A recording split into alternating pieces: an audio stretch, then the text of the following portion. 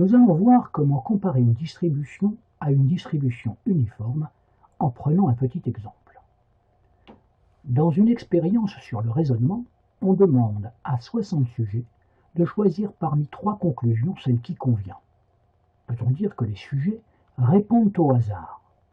Les réponses au hasard présupposent que chaque réponse ait autant de chances que les autres d'être choisie, ce qui revient à faire l'hypothèse d'une distribution uniforme sur les 3 réponses possibles, à laquelle nous allons pouvoir comparer la distribution observée.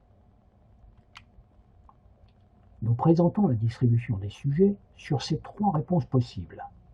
Dans cette petite expérience, nous avons une variable nominale. Les individus statistiques sont les sujets. La comparaison se réalise en 4 étapes. D'abord, faire le calcul des fréquences en divisant l'effectif de la modalité par l'effectif total. Puis, faire le calcul de l'effectif théorique.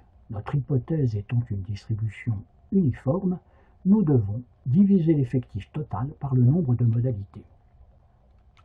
On calcule ensuite l'écart entre l'effectif observé et l'effectif théorique.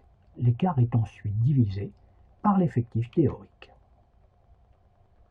Enfin, on calcule les carrés moyens en faisant le produit des carrés des écarts par la fréquence observée. La somme de ces carrés est la statistique φ2. Elle varie entre 0 et le nombre de modalités moins 1. Dans cet exemple, le maximum est donc de 2. Plus la valeur est proche du maximum, plus les effectifs observés s'écartent des effectifs théoriques. Ici, nous pouvons voir que ce n'est pas le cas. On peut donc considérer que la distribution est uniforme.